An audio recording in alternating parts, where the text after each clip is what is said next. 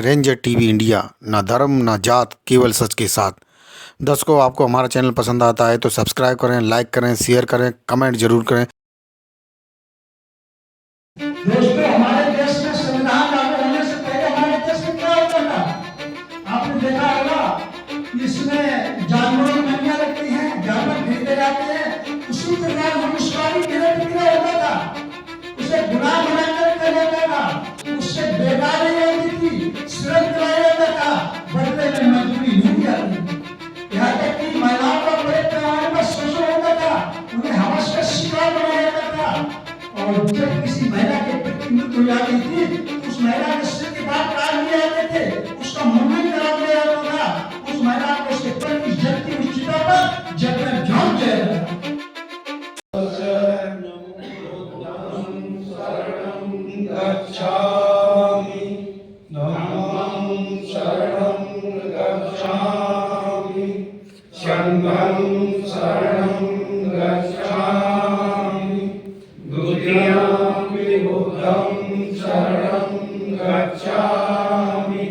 द्वितीयम्पि धम्मं शरणं गच्छामि द्वितीयम्पि संघं शरणं गच्छामि तृतीयम्पि बुद्धं शरणं गच्छामि तृतीयम्पि धम्मं शरणं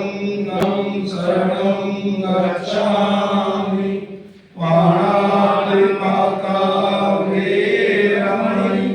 सिक्खापदं समादियामि आलिङ्गनावेदमणि सिक्खापदं समादियामि सिक्खापदं समादियामि मुसावादावेदमणि सिक्खापदं समादियामि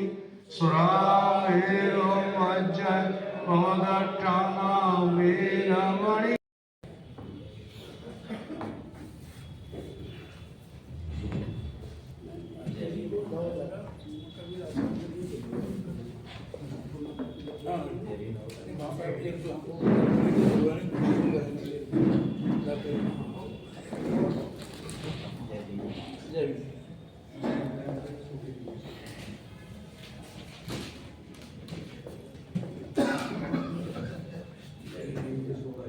कुमार संत जी और विनोद आनंद जी जो मालूम ही है, आज हम लोग परम पूज्य बाबा साहब डॉक्टर भीमराव अम्बेडकर जी द्वारा आज से 75 वर्ष पूर्व 74 वर्ष पूर्व जो भारतीय संविधान का निर्माण किया गया था, उसकी आज एक तरह से 75 साल शुरू हो रहे हैं। 26 तारीख को होंगे, परंतु उसी के उपलक्ष्य में ये कार्यक्रम है। तो सबसे पहले हम सब लोग भारतीय संविधान की जो प्रस्तावना है उसका पाठन करेंगे। तो सबसे पहले हमें जो इसका पाठन कराएंगे तो मैं आदरणीय राजेंद्र कुमार पूर्व जिला जज से निवेदन करूँगा कि वो पहले उच्चारण करें, फिर उसके बाद में हम लोग इसका उच्चारण करेंगे। भारत के लोग भारत को एक संपूर्ण प्रभुत्व संपन्न समाजवादी पंथ निरपेक्ष लोकतंत्रात्मक गणराज्य बनाने के लिए तथा उसके समस्त नागरिकों को सामाजिक आर्थिक और राजनीतिक न्याय विचार अभिव्यक्ति विश्वास धर्म और उपासना की स्वतंत्रता प्रतिष्ठा और अवसर की समता प्राप्त कराने के लिए तथा उन सब में व्यक्ति की गरिमा और राष्ट्र की एकता और अखंडता सुनिश्चित करने वाली बंधुता बढ़ाने के लिए दृढ़ संकल्प होकर अपने इस संविधान सभा में आज 1949 ईस्वी मिति मार्गशीर्ष शुक्ला सप्तमी संवत 2006 विक्रमी को एतद द्वारा इस संविधान को अंगीकृत अधिनियमित और आत्मार्पित करते हैं। जय भीम ग्राम भारत माता की जय। जय संविधान।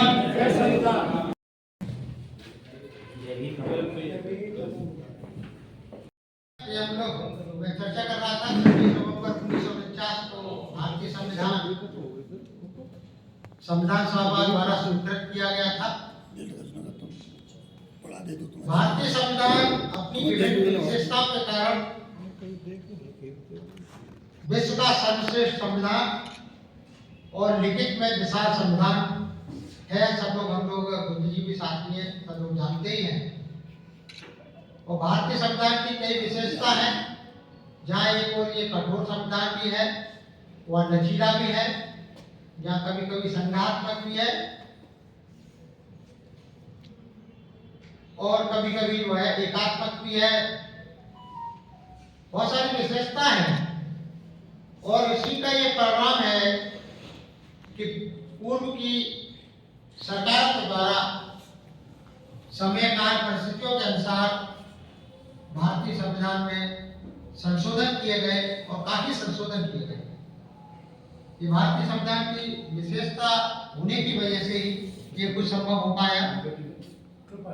परंतु विगत कुछ समय से हम देख रहे हैं कि भारतीय संविधान को कुछ राजनीतिक ताकतें और कुछ विचारधाराएं एक चुनौती दे रही हैं और भारतीय संविधान को वो धीरे धीरे इसको या तो निष्प्रभावी बनाने का प्रयास कर रही है और कुछ सफल भी हो गई है और आगे भी भारतीय संविधान को निष्प्रभावी या समाप्त करने का कुचक्र कुछ ताकतों द्वारा रचा जा रहा है। पिछले वर्ष ही हमारे देश के कुछ इस तरह की जो विरोधी ताकतें हैं उनका प्रतिनिधित्व करने वाले लोगों द्वारा इस तरह के विचार आए, पूरे देश में आए और हम लोगों ने उन सभी विचारों का पुरजोर तरीके से विरोध किया। तो मुख्य रूप से जिन लोगों ने भारतीय संविधान को बदलने की वकालत की, उसमें कर्नाटका से भाजपा के सांसद रहे, पूर्व राज्यसभा मेंबर रहे अनंत हेगड़े थे।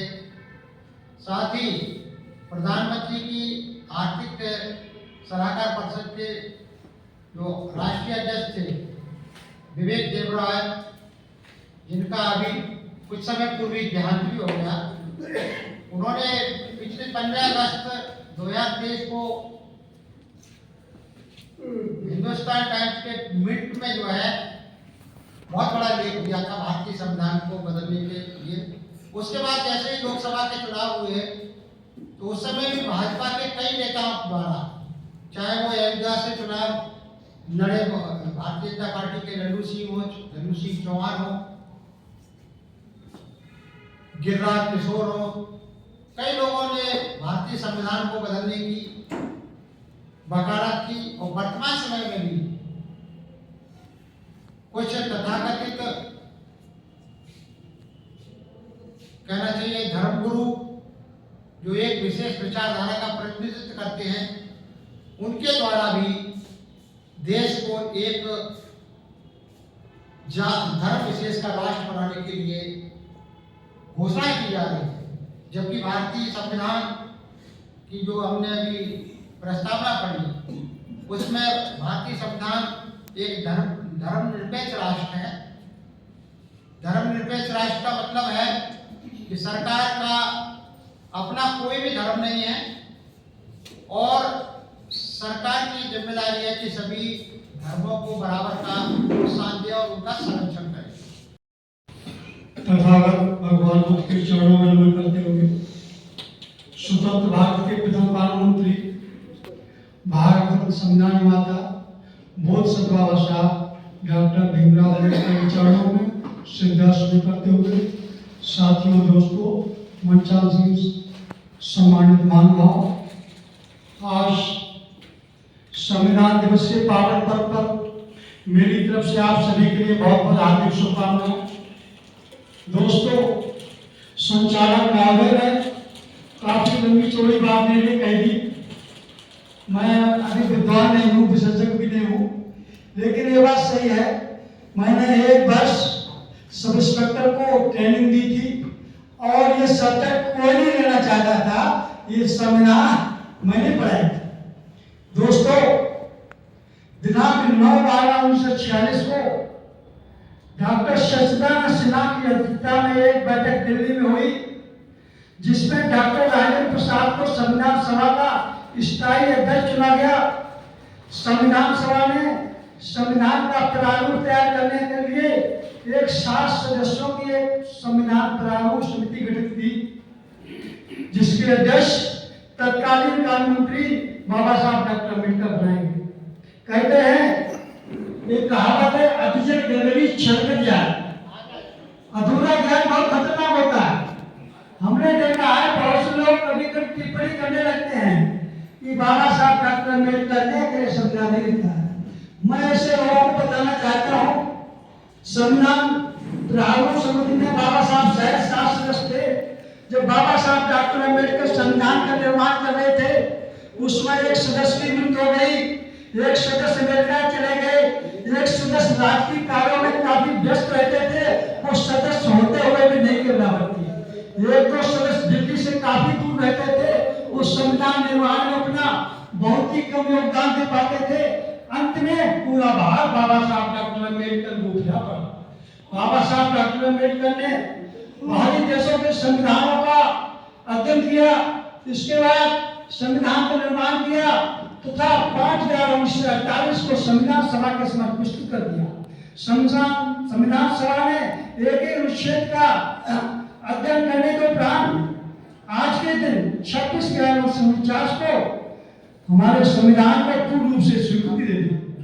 दोस्तों, संविधान लिखने के बाद संविधान सभा के अध्यक्ष डॉक्टर राजेंद्र प्रसाद ने कहा कि डॉक्टर अम्बेडकर ने संविधान निर्माण के लिए कितने प्रयास किए हैं, इसे कैसे पूरा किया है, इनको संविधान शिल्पी क्यों कहा जाता है। आज मैंने इनकी लगन का प्रशंसा की। भारत का संविधान लिखने पर अमेरिका की कोलंबिया यूनिवर्सिटी ने बाबा साहब डॉक्टर अम्बेडकर को डॉक्टर ऑफ लॉ की उपाधि दी है। ये उपाधि बाबा साहब डॉक्टर अम्बेडकर के अलावा अन्य किसी भारतीय को नहीं मिली है, जो ये प्रमाणित करता है कि भारत का संविधान लेकर केवल और केवल बाबा साहब डॉक्टर अम्बेडकर के अलावा दूसरा नहीं था। दोस्तों, कोलंबिया यूनिवर्सिटी के अंदर बाबा साहब डॉक्टर अम्बेडकर की एक फोटो लगा हुआ है, उसके नीचे लिखा है कि ऐसा छात्र हमारी यूनिवर्सिटी से पढ़कर गया है जिसने भारत का संविधान लिखा। दोस्तों, कोलंबिया यूनिवर्सिटी के मुख्य दरवाजे के पास बाबा साहब की कांस्य प्रतिमा लगाई गई है, जिसका अनावरण अमेरिका के राष्ट्रपति बराक ओबामा ने किया। उनके शब्द थे, अमेरिका का जन्म अमेरिका में हुआ होता तो हम उन्हें सूर्य कहकर के संबोधित किया करते। ऐसा सूर्य जिसने अपने ज्ञान से सामाजिक, आर्थिक, राजनीतिक, धार्मिक स्तर पे पूरे विश्व को प्रकाशित करने का काम किया है। दोस्तों, कोलंबिया यूनिवर्सिटी का 300 वर्ष का कार्यकाल पूर्ण होने के उपरांत इस बात का सर्वे किया गया कि 300 वर्ष के कार्यकाल में सबसे होशियार छात्र कौन रहा। ये भी गौरव बाबा साहब डॉक्टर अम्बेडकर को मिला। जो लोग कहते हैं कि अरे बाबा साहब ने संविधान नहीं लिखा है, मैं समझ रहा हूँ, उनको इसका जवाब मिल गया हो। दोस्तों, हमारे देश में संविधान लागू होने से पहले हमारे देश में क्या होता था, आपने देखा होगा। इसमें जानवरों की मंडियां लगती हैं, जानवर खरीदे जाते हैं, उसी प्रकार मनुष्यवादी केवल प्रक्रिया होता था। उसे गुलाम बनाकर रखा जाता था, उससे बेगारी होती थी, श्रम कराया जाता था, बदले में मजदूरी नहीं दी जाती।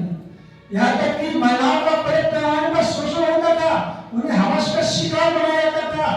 और जब किसी महिला के पेट की मृत्यु हो जाती थी तो उस महिला के सिर के बाल काट दिए जाते थे, उसका मुंडन करा दिया जाता था, उस महिला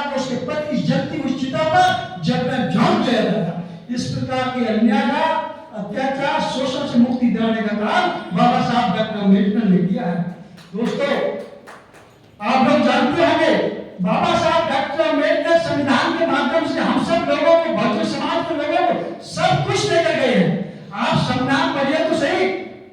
आपको शिक्षित बनने का अधिकार दिया है, आपको मान सम्मान स्वाभिमान से जीवन जीने का अधिकार दिया है, अच्छी नौकरी करने का अधिकार दिया है, अच्छा व्यापार करने का अधिकार दिया है, अच्छे वस्त्र धारण करने का अधिकार दिया है, अच्छे मकान में रहने का अधिकार दिया है।